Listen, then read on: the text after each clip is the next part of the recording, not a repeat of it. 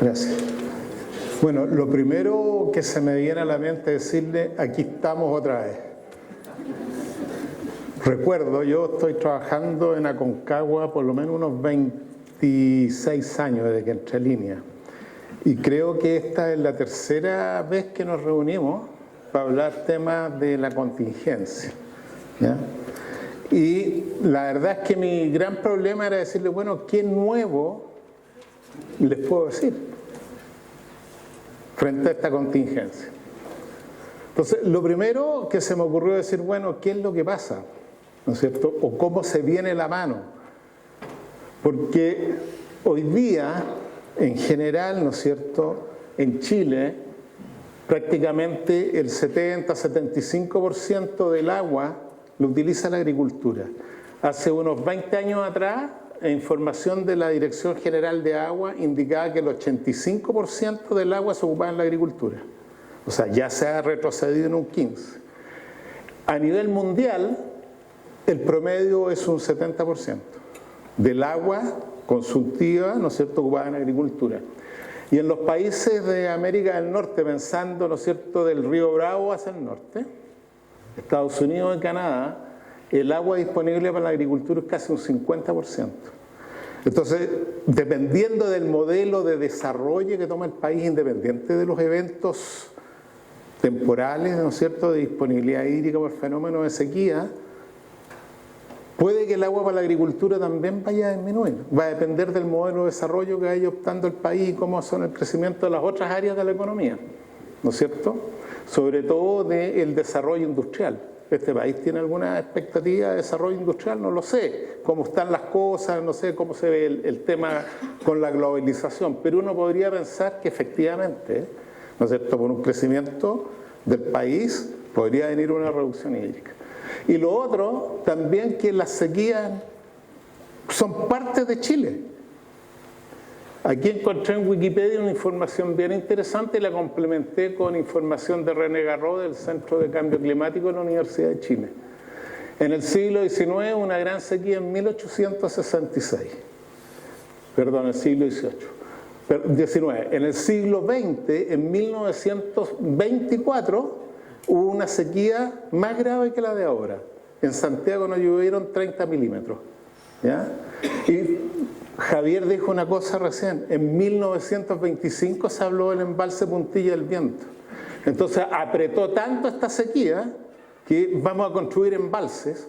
Y seguramente el presidente de la época, que yo no me acuerdo, pido disculpas por mi ignorancia histórica, a lo mejor llamó a todos los convocados y dijo, no, tenemos que construir tantos embalses al año, y posiblemente después vinieron años buenos y otras necesidades del país, y quedamos con una lista de embalses por construcción, que la verdad que no son muy nuevos los que empiezan a aparecer. Lo que han aparecido son embalses más pequeños, más abordables económicamente. Pero aquí hay una lista, ¿no es cierto?, de 17 eventos de sequía en un periodo casi de 100 años. Las que están marcadas en rojo son las que han sido dramáticas, digamos, ¿no es cierto?, mega sequía. Y hasta el momento, la más grave ha sido la del 68, ¿no es cierto? O sea, que es la gran sequía del 68. ¿Ya? Entonces, en nuestra ADN debiera estar este concepto de que cada cierto año nos vamos a ir con sequía, ¿no es cierto? Y lo otro, también que toda nuestra situación, si uno la va mirando del balance hídrico regional de la DGA, ¿no es cierto?, es relativamente frágil. Es decir, las barritas, ¿no es cierto?, moradas representan la demanda general de recursos hídricos en todos los sectores de la economía, y la celeste la oferta. Y nuestra fruticultura en general se desarrolla, ¿no es cierto?, de la región del Libertador hacia el norte, pero de la metropolitana hacia el norte estamos en déficit, donde está más o menos el 50% de la fruticultura. Entonces sabemos que estamos en una situación riesgosa, ¿no es cierto? O sea, está dentro de nuestro sistema. A lo mejor se nos olvida, ¿no es cierto? Pero a lo mejor nuestra cultura deberíamos tener cada ciertos años vamos a tener problemas. Y obviamente los problemas son mucho más serios, estoy hablando de los valles regados, no de los temas sociales en las zonas de secano, digamos, ¿no es cierto? En los valles regados los problemas van a ser más graves en la medida que los cultivos permanentes han ocupado los territorios o la superficie. Javier decía que desde 100 años a la fecha, en esta sección se regaban 26.000 hectáreas. Pero es distinto decir que se regaban 26 hectáreas de cáñamo, de maíz, algo de marihuana, ¿no es cierto? Que si venían años secos, bueno, ¿qué hacían los agricultores? Chutas, reducían la superficie, ¿no es cierto? Y enfrentaban el problema. Pero si esas 26.000 hectáreas son de cultivos permanentes, chuta, tomar la decisión de reducir la superficie no es tan fácil. O sea, chuta, ¿qué hijo alimento? ¿Cómo aborda esta situación? ¿Cuáles son las secuelas que me va a traer esta situación más adelante?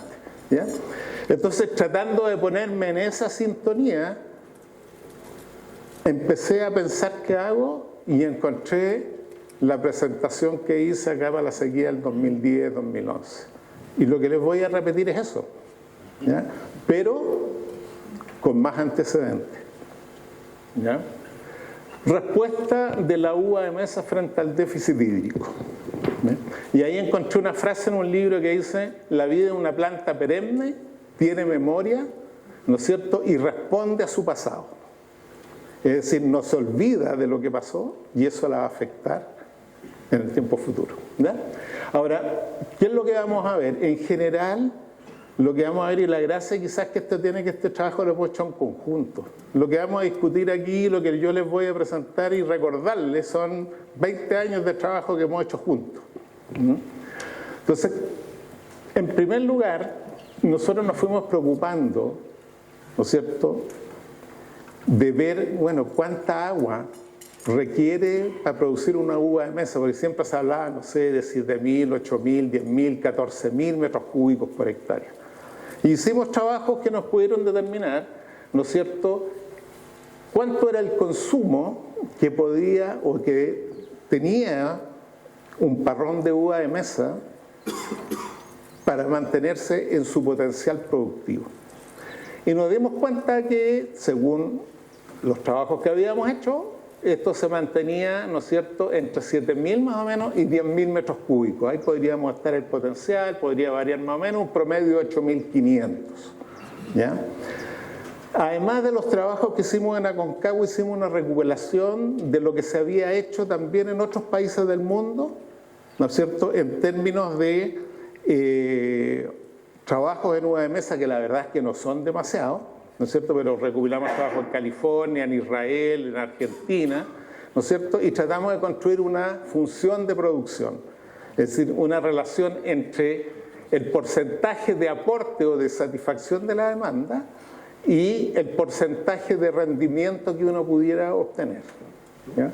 De tal manera de poder tener un parámetro más o menos, ¿no es cierto?, objetivo, que nos dijera, por ejemplo, mira, si yo tengo un déficit hídrico de un 40%, estoy aplicando un 40% del agua, a lo mejor mi producción va a llegar a un 60% del potencial, ¿ya? Es decir, tener antecedentes, cómo reaccionaría frente al déficit hídrico. Y la segunda pregunta que nos hicimos, bueno, ¿todas las variedades funcionan relativamente igual?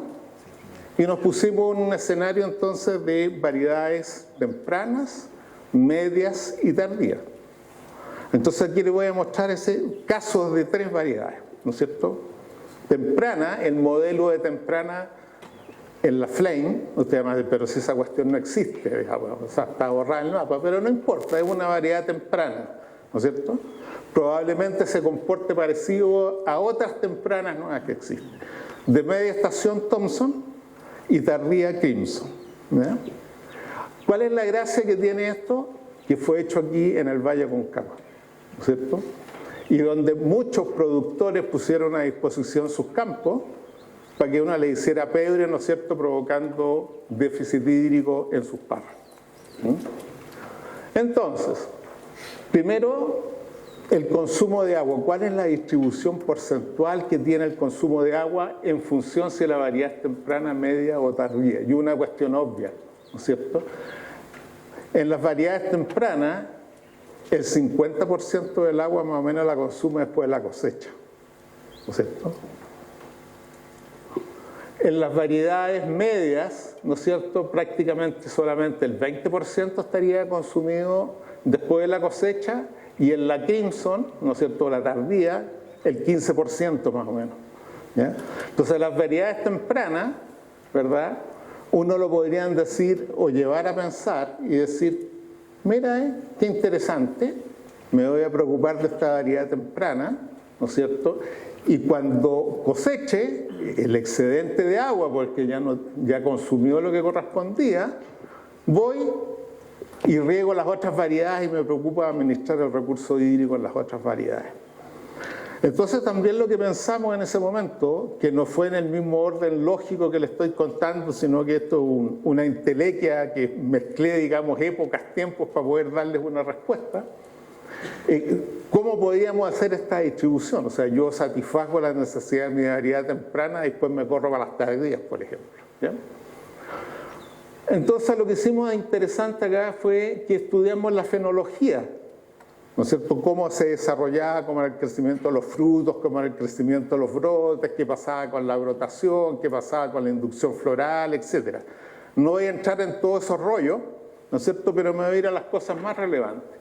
¿Y qué es lo que vimos? Que independiente de si las variedades eran tempranas o tardías, había un proceso de crecimiento y desarrollo de las bayas hasta pinta más o menos, muy próximo, muy variable, ¿no es cierto?, que era bastante simultáneo, y su tasa de crecimiento y por lo tanto número de células, crecimiento de esas células, se producía en un periodo que era común. Y muy cerca de pinta, teníamos ya el 75% del calibre final de la fruta ya formado, ¿ya? Es decir, independiente que si la variedad era temprana o tardía, había un periodo común donde el desarrollo potencial de las bayas ya quedaba definido, ¿ya? Entonces eso podría afectar la estrategia de manejo del agua. Entonces, como ensayos para poder probar estas hipótesis, trabajamos con variedades tempranas, medias y tardías. Y aquí ustedes van a ver un poco criterios distintos. Aquí, en las variedades tempranas y tardías, trabajamos con déficits moderados. ¿Me podéis convidar agüita, Martín, por favor? Entonces, ¿y por qué déficits moderados? Gracias. Fue una situación práctica, porque el orden cronológico fue trabajar primero con estas variedades tardías. Entonces, con el agricultor que trabajamos me felicitó y nos felicitó a Línea por el hermoso trabajo, pero gentilmente nos dijo, oye, ¿sabes qué más? No vuelvan para acá porque me destruyeron, no sé, 2 hectáreas del parrón, ¿ya? Pero él entendía que era por el bien del valle, digamos, ¿no es cierto? Entonces, cuando volvimos a golpear las puertas para hacer nuestros trabajos, dijimos, no, pero es que vamos a aplicar déficit más moderado, ¿ya? Esa es la explicación de por qué no llegamos a estos mismos números. Entonces, lo pragmático, ¿no es cierto?, y la ciencia tienen que ir de la mano, porque en el fondo si uno no trabaja con los productores, es muy difícil ir validando esta información.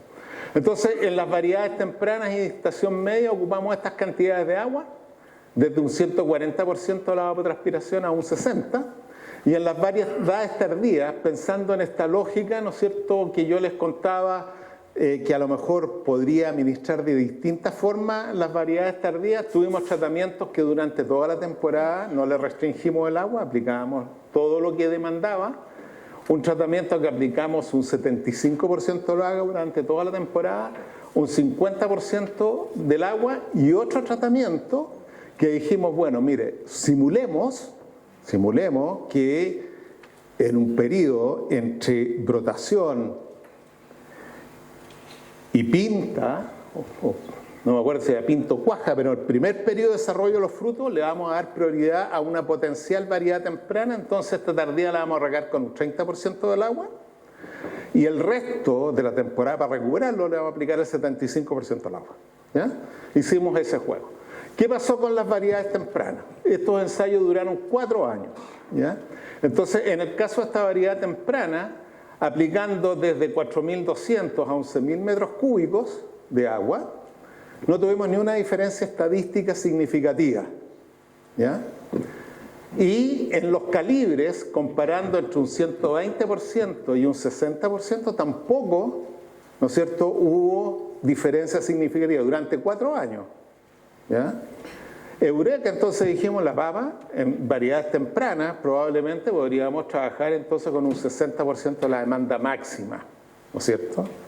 Estábamos correctos, total, el periodo de déficit más agudo. Aquí te consuelo ayer, ¿no es cierto? Déjame terminar, por favor. ¿Ya? En la variedad intermedia, que es el caso de Thomson, no sé si todas las intermedias se comportarán igual, ¿no es cierto? Aplicando 4.000 metros cúbicos, obtuvimos sí diferencias significativas con aquellos que obteníamos o regábamos con el 100%, que eran 8.000 metros cúbicos. ¿Ya? Y esta variedad en particular se mostró bastante sensible, sobre todo a los calibres. ¿Ya? Es decir, no sé si todas las variedades intermedias, pero en el caso de Thomson, ¿no es cierto?, pasar de aplicar, por ejemplo, 120% al agua, ¿no es cierto?, respecto a aplicar un 60% al agua, que se produjo una mayor concentración de calibres pequeños.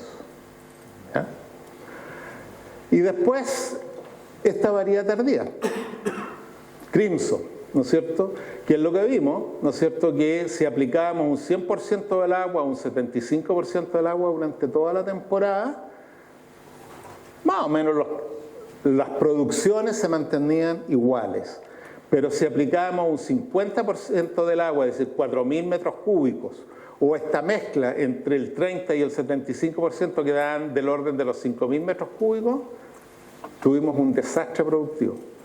Y por eso nos dijeron gentilmente, por favor, bueno, la puerta está abierta, se pueden retirar. ¿No es cierto? Bajamos significativamente. ¿Y qué fue la otra tema muy relevante? Aplicando entre un 75 y un 100% del agua, los calibres fueron mayores. Yo no voy a discutir ahora el detalle, no, están más chicos, son más comerciales o qué sé yo. Son experimentos, digamos. Con un 50% del agua, la mayor parte de los calibres cayó en esta categoría pequeña. Y cuando hicimos este juego de 30% entre brotación y cuaja o pinta, ¿no es cierto?, en este primer periodo, y después le metimos más agua al sistema, no recuperamos el calibre de las frutas. Se quedó chica. Entonces, esto de decir, ¿sabéis qué más? Yo a mi variedad le voy a dar, temprana le voy a dar prioridad sacrificando las más tardías y eso más, no funciona, digamos. Si uno no se preocupa desde la brotación hasta la cuaja y la pinta de tener un abastecimiento de agua, ya después el problema es que ha cerrado y no hay caso de recuperarlo. Y hoy día, por lo que le he escuchado a la gente que trabaja en el tema comercial, a mis amigos que trabajan en Vide, el tema son dos: volumen y calibre. O sea, hoy día fruta chica nadie la quiere, ¿no es cierto? Y todos los técnicos están enojados con los comerciales porque lo único que quieren y venden y prometen que son frutas de alto calibre y que sea. Entonces, estamos en un problema, ¿no es cierto? Nosotros en uva de mesa tenemos que producir cantidad y calidad.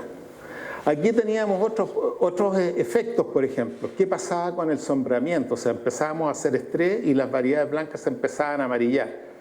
Entonces vimos que cuando teníamos más de un 70% de luz pasando, ya empezaban los colores ámbar y los colores amarillos. Entonces, la uva de mesa es una niña súper delicada.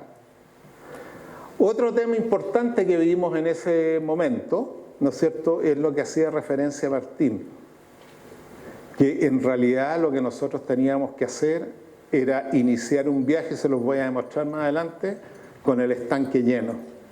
Y una cuestión que la aprendí de Martí, la aprendí del Gillo Cariola, de la Carolina acá, que decía, ¿sabes qué más? Aquí en invierno lo que nosotros tenemos que hacer es simular las lluvias normales. Es decir, si no llueve y el agua está pasando por los canales, bueno, riego, o sea, pongo el agua en el suelo y ahí tengo mi acumulador. ¿Ya? Vamos a ver cómo nos puede ayudar eso un poco más adelante. Otra cosa que les quería mostrar, que me pareció súper relevante porque uno puede decir aquí entre el público, no, estos gallos de línea, bueno, hacen unos ensayos 50 plantas y qué sé yo, nos tratan de convencer de estos cuantos. Nuestro colega Arturo Miguel, ¿no es cierto?, hizo un seguimiento en Salamanca del proceso de sequía anterior, el año 2011 hasta el 2014 y 2015 hubo una disminución de los recursos hídricos. Él tenía plantada uva de mesa de varias variedades, ¿no es cierto?, entre ellas Crimson y Otton, que son relativamente tardías, si no me equivoco, ambas, ¿no? Y el primer año dispuso de recursos hídricos adecuados, del orden de los 7.000 metros cúbicos por hectárea. El segundo año habían 6.000, el tercer año habían 5.000 y tenía 2.000 en el cuarto año. ¿Qué es lo que fue pasando? ¿No es cierto? Que estos son los pesos de poda, las plantas se fueron debilitando, no habían cargadores donde poner fruta, ¿no es cierto? ¿Y cuándo fue eso? Súper rápido, pasar de 7.500 a 6.200 significó un debilitamiento de esos parrones, tanto en Otton como en Crimson. Y en producción, ¿qué es lo que fue pasando? ¿No es cierto? Que el tercer año pudo aplicar solamente 5.000 metros cúbicos, la Crimson aguantó un poquito mejor que la Otton, pero su conclusión fue que no pudo exportar nada, o sea, invirtió lucas, tiempo, arreglaron, hicieron lo mejor posible y no sacó producción. También tenía Thompson y la conclusión fue que tuvieron que vender esa uva para hacer vino. ¿Y cuál fue la conclusión de Arturo? ¿Sabes qué más? Yo con menos de 6.500 metros cúbicos no saco el parrón adelante. Y a mí me dejó súper contento porque era más o menos similar a los 7.000 que habíamos visto que la productividad empezaba a caer. ¿Qué pasó con ese parrón de Crimson? ¿No es cierto? Esta fue la situación del 2015, cuando el parrón terminó debilitado. Y esta es la situación, una foto que mandó recién Arturo de ese parrón, el 2019. O sea, en el fondo tuvo que arrancar ese parrón. ¿Y qué pasó? Lo que pasó es que no había un ajuste entre la oferta hídrica y la demanda.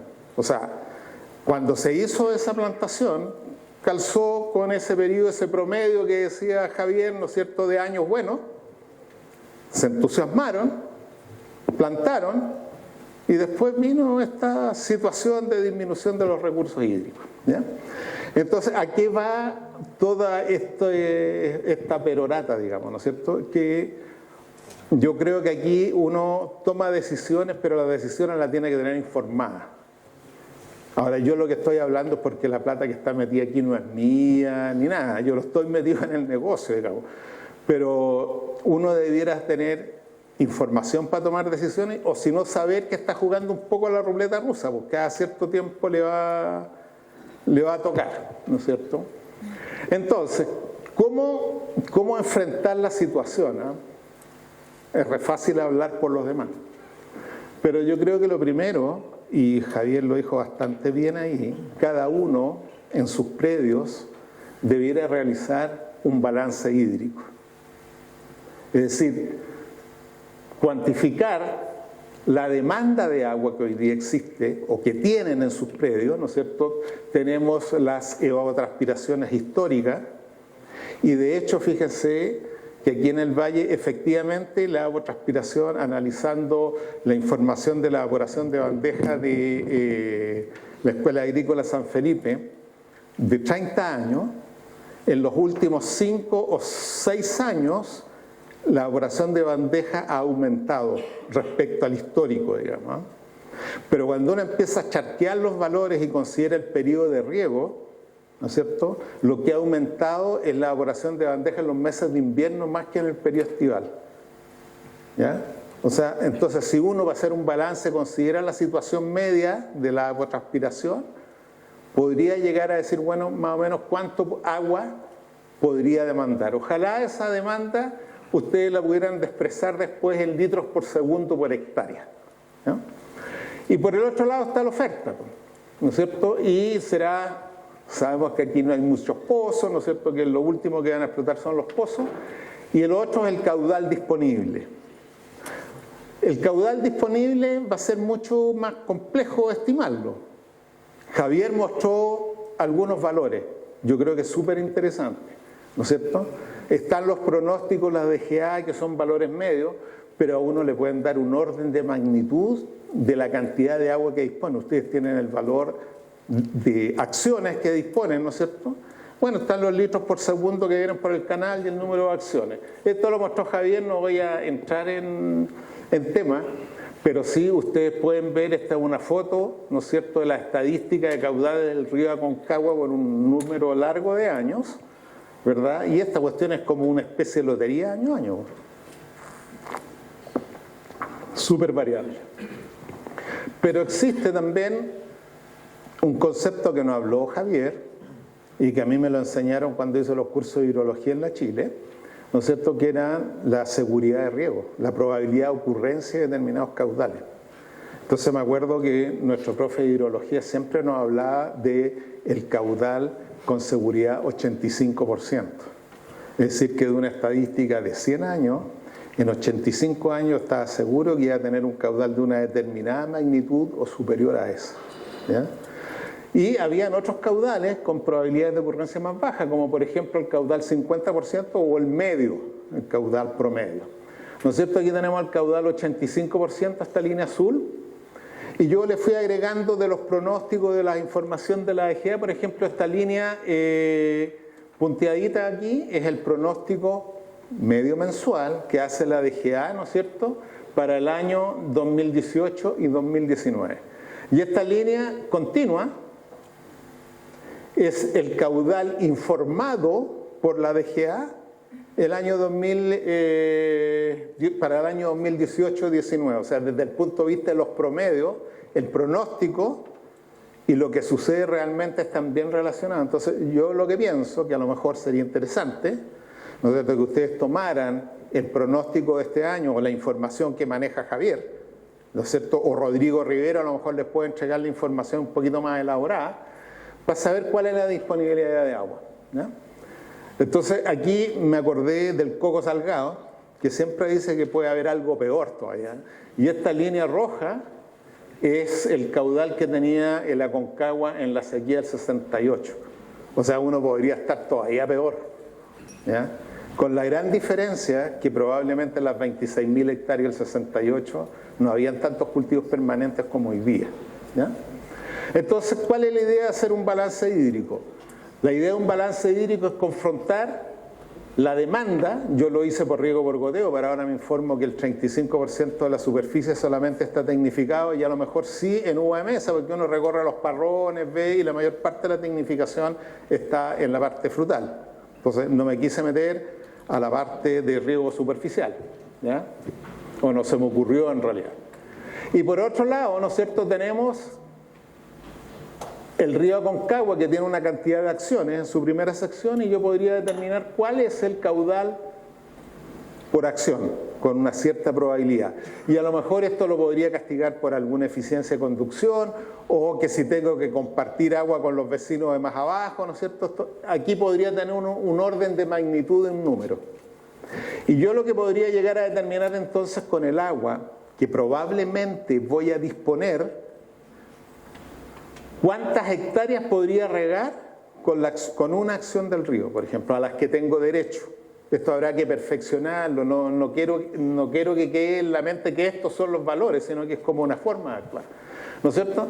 Entonces, por ejemplo, con una probabilidad de ocurrencia, ¿no es cierto?, del caudal o de la acción, yo de 50%, una acción sería capaz de regar 5 hectáreas por goteo. Con mucho mayor seguridad, con un 85%, una acción, ¿no es cierto?, podría estar regando del orden de 3,2 hectáreas, una cosa así. Y con el caudal que hubo el año pasado, ¿no es cierto?, una acción me regaba menos de 2 hectáreas. Entonces supongamos el siguiente ejemplo, que yo tengo una acción y que con esa acción en el periodo de máxima demanda yo puedo regar 3 hectáreas. Pero yo tengo 6 hectáreas plantadas, ¿no es cierto? Por lo tanto tengo un 50% de déficit. El valor de la acción me va a servir para regar 2 hectáreas o 3 hectáreas y yo tengo 6, tengo un 50% de déficit. Entonces uno podría ver ese cuadrito que les mostré, esa curva de producción y decir, chuta, yo podría esperar que con este déficit mi productividad, si yo riego todo con la poca agua que dispongo, caer en tanto. Pero resulta que eso me va a afectar la calidad, qué sé yo, etc. Y en función de este balance que ustedes hagan, a lo mejor pues, tendrían que tomar una decisión. Y esa decisión podría ser una decisión estructural. Es decir, de todos los hijos que yo tengo, a ver cuál es el que se ha portado mejor, cuál tiene la mejor uva, cuál tiene la edad productiva, en el fondo quién generó más lucas, tengo este barrón, puta, me lo dejó mi papá, bueno, lo quiero mucho, pero en fin, decisiones, digamos. A lo mejor la situación se dan cuenta que no es tan grave y uno podría tomar medidas de mitigación, ¿ya? Pero lo que uno no va a poder tener probablemente en función de la magnitud del déficit es chicho chancho, digamos, o chicha y chancho, ¿no es cierto?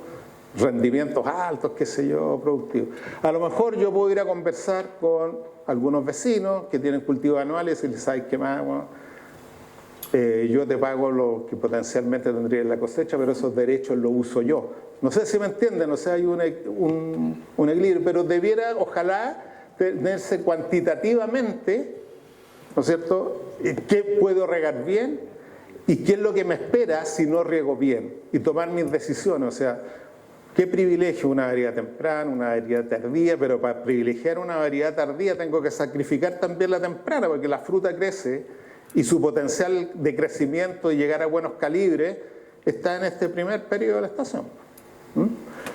Entonces, primero también, ¿cómo voy a afrontar la mitigación? Primero, ¿no es cierto? No sé si es el orden correcto, pero ya lo vamos a ir arreglando. Dicen que el orden de los factores no altera el producto, pero a veces bueno, sí los altera. Eso, los que son aficionados a la pastelería y todas esas exquisiteces lo saben súper bien. Pero sí hay que preocuparse mucho de, si estamos en riego por goteo, de los equipos de riego, ¿no es cierto? Mantenerlos bien, calibrarlos, que la uniformidad sea pareja en todo el sistema para que la distribución de agua sea la adecuada, ¿no es cierto? Otro tema importante que el que decía Martín, ¿no es cierto? Aquí tenemos una gran ventaja en este valle.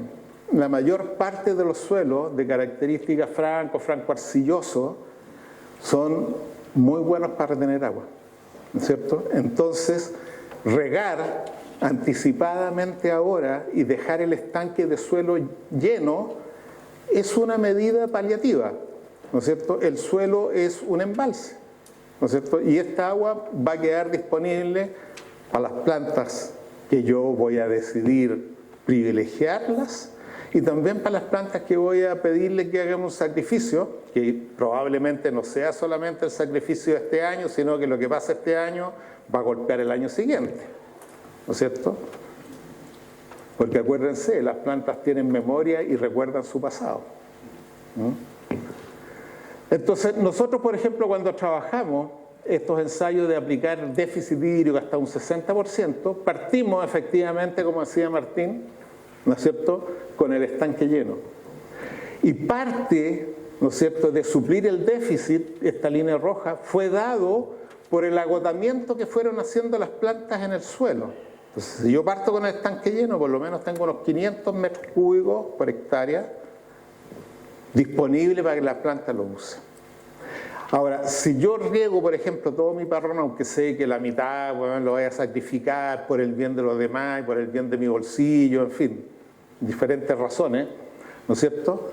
A lo mejor a esas plantas les doy la oportunidad de que crezcan un poco, formen una canopia, hagan un poco de fotosíntesis, pero yo me preocupe de ellas, por ejemplo, botándole todos los racimos, y a lo mejor Claudio Pastene después le va a meter más la fisiología, porque yo soy un aficionado en esos temas de fisiología, ¿no es cierto? Y a lo mejor haciendo alguna poda para reducirle su volumen de canopia y mantenerla transpirando poquito hasta que, bueno, se agote el agua en el suelo y lo siento mucho. Pero algo de fotosíntesis se hicieron y las reservas que gastaron en la brotación, algo podrán recuperar, a lo mejor, no sé. ¿Ya? Pero sí es importante partir con el estanque lleno. ¿Ya?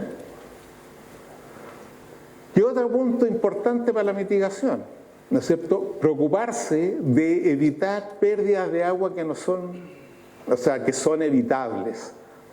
Por ejemplo, evitar la evaporación directa de los tranques. La mayor parte de los tranques están bien compactados, bien sellados y muchas veces las paredes y el fondo cubiertas por plástico.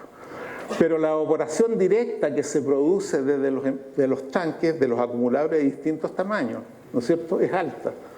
Y para poder cuantificar, nosotros hicimos algunas jugarretas, jugamos con bandejas de evaporación y le fuimos poniendo mallas Rachel y qué sé yo. Y vimos que la evaporación uno, sombreando los embalses, lo podría disminuir del orden de un 40%, ¿no es cierto? Entonces, no solamente impedir la infiltración de agua en los embalses, sino que también impedir la evaporación, ¿ya? Y puede llegar a magnitudes importantes, a depender obviamente del tamaño del embalse, de la cantidad total. Pero sí, el cubrimiento de los embalses es una medida de mitigación importante. O sea, estoy en escasez hídrica y cómo voy a dejar que parte de esa agua se evapore y no produzca nada, solamente pérdida. Control de malezas es otro tema importante. No tenemos nosotros datos cuantitativos, pero revisando la literatura y haciendo comparaciones, por ejemplo, entre los coeficientes de cultivo de huertos de distinta naturaleza que estaban con manejo de cubiertas vegetales y sin cubiertas vegetales, el coeficiente de cultivo era entre un 25 y un 30% más alto con cubiertas vegetales. Es decir, hay un mayor consumo de agua. Por lo tanto, si uno controla las malezas, ya habría un concepto de economía de agua, ¿no es cierto?, ahí. Obviamente ayudarle a las plantas también, a lo mejor no sobrecargándolas, ¿no es cierto? Esta idea se la copió a Gabriel Marfan, ¿no es cierto? Gabriel es de la hipótesis de que a lo mejor hay que regular más la carga y efectivamente es lo que uno no va a producir, botarle toda la carga, ¿cierto? Y lo otro, ¿no es cierto?, son algunos criterios paliativos de cómo aumentar la eficiencia en el uso del agua. Y aquí puse un pequeño esquema de qué es lo que está pasando cuando uno riega, ¿no es cierto? Cuando uno riega, ¿no es cierto?, el agua tiene varias opciones. Por supuesto, quedar almacenada en el suelo, ¿no es cierto? Pero puede suceder que yo esté aplicando agua y se me produzca escurrimiento superficial. Ahora, en general, en el riego localizado, eso uno lo controla. Pero no en todos los casos, porque a veces uno ve riego localizado y unas tremendas pozas de agua ahí encima. También está la percolación profunda, o sea, yo aplico agua más allá de la zona de las raíces. Esta situación última no es muy común ahí en el valle porque el suelo es profundo, las raíces están casi a 1 metro, qué sé yo, está bastante bien. Y las otras dos situaciones que suceden, uno es la evaporación directa de agua desde la superficie del suelo producto del riego, ¿no es cierto?, y la transpiración de las plantas. La evaporación y la transpiración son los componentes de lo que llamamos evapotranspiración, ¿ya? Pero resulta que de la evapotranspiración hay un solo componente que aporta a la productividad de la planta, que es el componente transpiratorio, ¿no es cierto? Es el agua que absorbe la planta desde el suelo, pasa a través de ella, a través del estómago y transpira, ¿ya? ¿Y qué significa la transpiración? Que permite que los estomas se mantengan abiertos, entre anhídrido carbónico, pero tiene una función también súper relevante, control térmico, ¿no es cierto? El control de la temperatura que hacen las plantas para mantenerse más o menos nivelada con la temperatura ambiental y a través de la transpiración. Y si uno disminuye la transpiración provoca un déficit, no hay fuerza para que crezcan las bayas, pero también hay shock térmico en las plantas, pues disminuye la fotosíntesis, se producen otros fenómenos. Entonces lo que nosotros deberíamos tratar es no sacrificar la transpiración cuando estamos preocupados de aumentar la eficiencia, sino que aumentar la eficiencia por la eficiencia del sistema de riego propiamente tal, ¿no es cierto? O sea, disminuir escurrimiento superficial y percolación profunda y disminuir la evaporación. Y esto lo conversamos en 2011. Pero en el 2011 lo que yo tenía eran las ideas nomás. Y lo que hicimos en el 2011, esta parte, de una u otra forma, fue tratar de poner un número para ver qué eso significaba desde el punto de vista de economía del agua. Entonces, ¿qué nos empezamos a preocupar?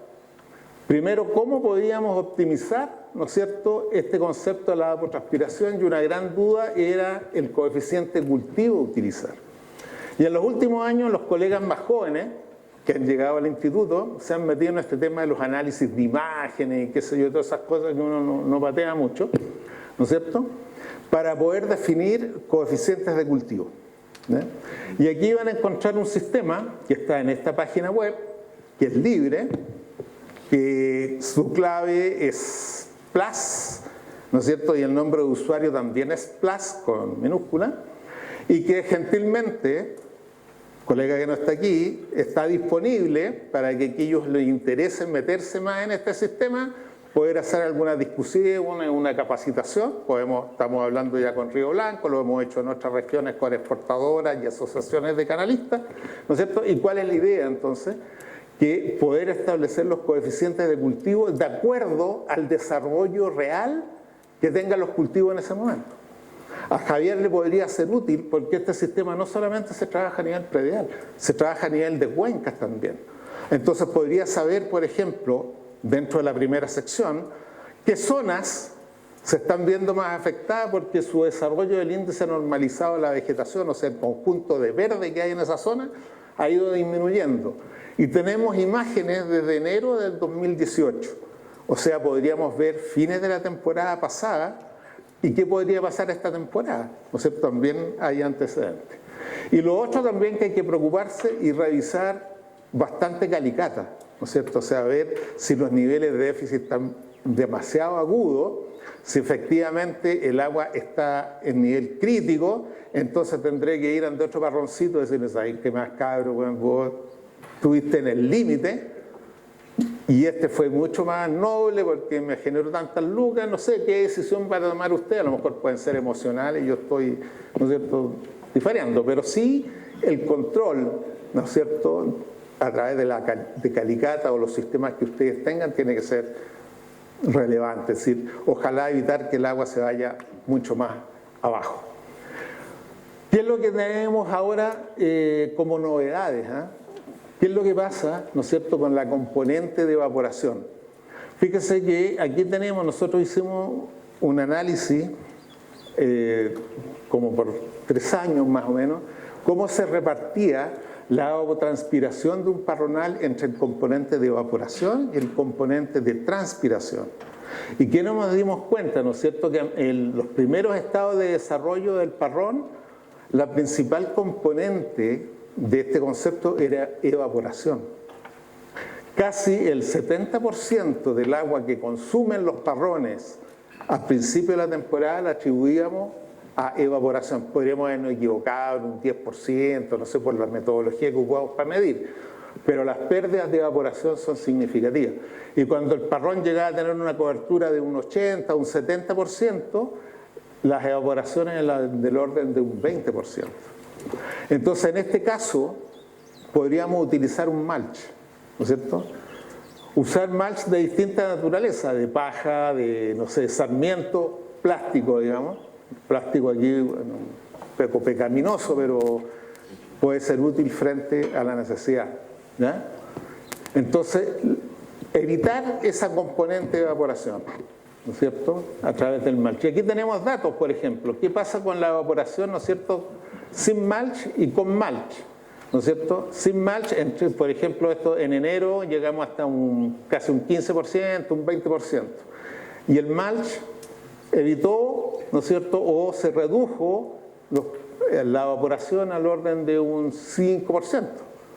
Y esta pequeña diferencia significa que esa agüita está siendo absorbida por las plantas y no perdida la atmósfera, ¿no es cierto? Aquí tenemos otro tema interesante, como esto es plástico, esto es un mulch orgánico, ¿no es cierto? Y esta es la situación natural, cómo va produciéndose el proceso evaporativo. Miren, con plástico y con un mulch orgánico también hay economía de agua. ¿Y qué otra cosa interesante? ¿No es cierto? Que que las raíces finas, ¿no es cierto?, se estimulan más en la presencia de estos mulch. Y sin mulch, como se deshidrata el suelo, ¿no es cierto?, las raíces finas no se desarrollan, que es más raíces estructurales. Pero estas raíces producen más hormonas, ¿no es cierto?, y son capaces de absorber más agua y nutrientes. Entonces tiene también un factor adicional, ¿no es cierto?, que es fantástico. Y lo que vimos, por ejemplo, en ensayos de Aconcagua, que incluso poniendo mulch empezaban a aumentar el número de lombrices y qué sé yo, que mejoraba la estructura superficial del suelo y mejoraba la infiltración de agua también, ¿no es cierto? Entonces, esa es una medida paliativa. El otro tema que nos preguntamos también era, bueno, ¿qué diferencia hay en que yo riegue todos los días un poquito o riegue más distanciado pero con mayores horas? Entonces, ¿qué nos fuimos fijando? Que si esto está medido a 40 centímetros de profundidad, son variaciones del contenido de humedad del suelo, ¿no? Entonces, esta línea roja son las aplicaciones diarias de agua. Y ahí empezamos a regar, estos son los puntitos de riego, ¿no es cierto?, de las aplicaciones de alta frecuencia. Y fíjense que el agua a los 40 centímetros fue para abajo nomás, ¿no es cierto? Entonces, el agua que uno estaba aplicando no alcanzó a llegar donde estaba la mayor concentración de raíces, sino que esa agua se evaporó. Entonces, y esta azul es los riegos con menos frecuencia, pero riegos más largos, es decir, permitiendo que el agua infiltrara más. Por lo tanto, el agua quedaba, entre comillas, almacenada en el suelo y no había tanto fenómeno de evaporación, pues la evaporación es muy importante, ¿no es cierto?, mientras el suelo superficial está húmedo, y eso pasaba cuando nosotros estábamos regando muy frecuente.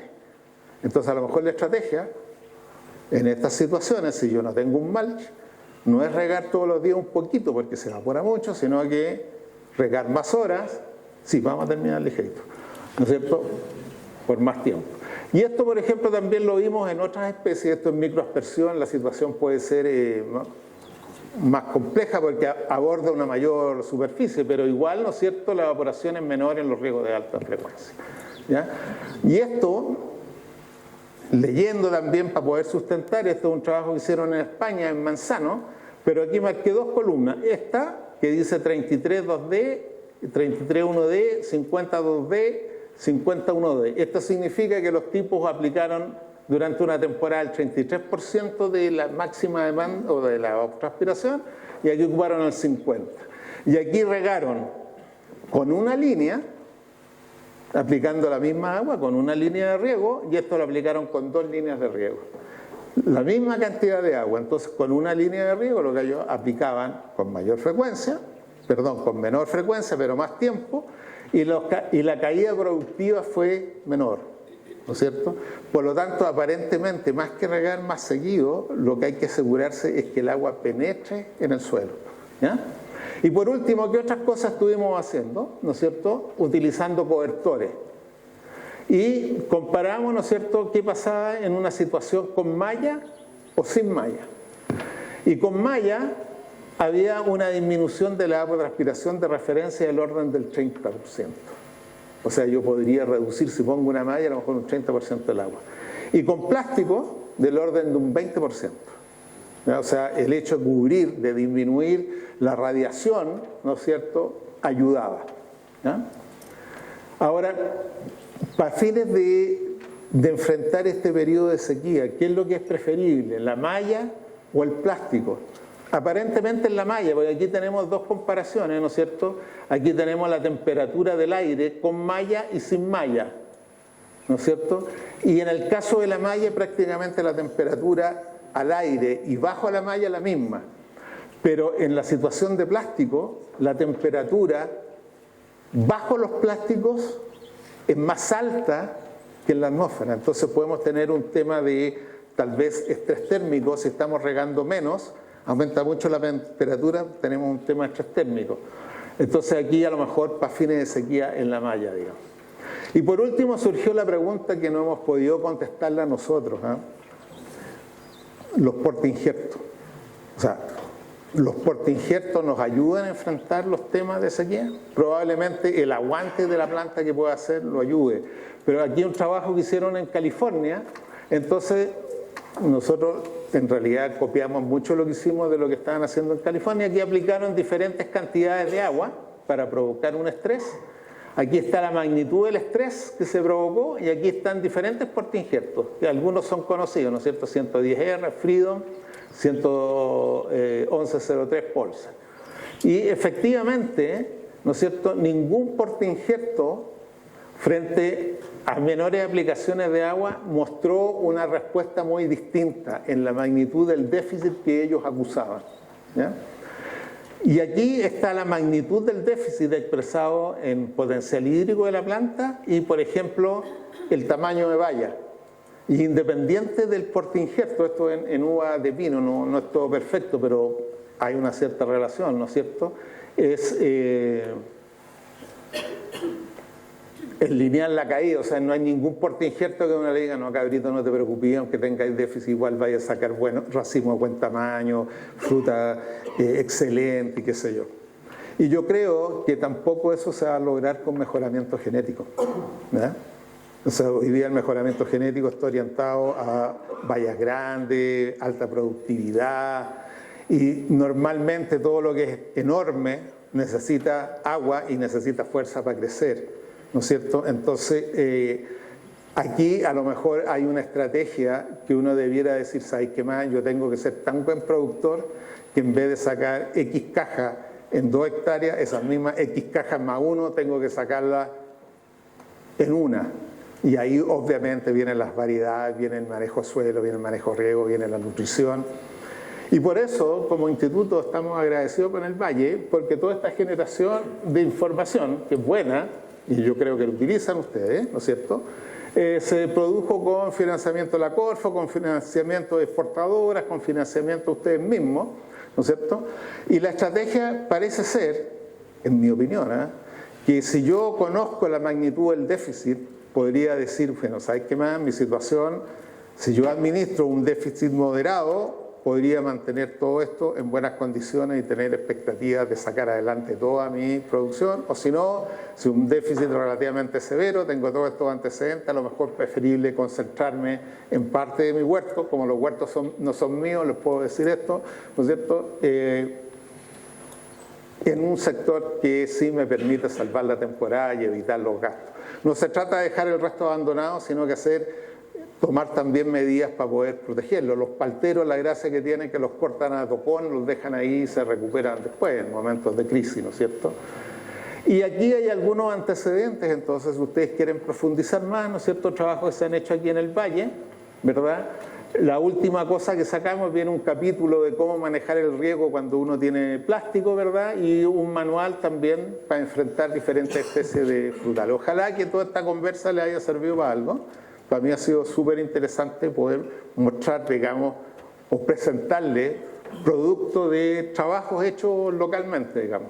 ¿No es cierto? Que creo que es una de las pocas regiones del país que tiene un paquetito bien completo en UMS. Muchas gracias.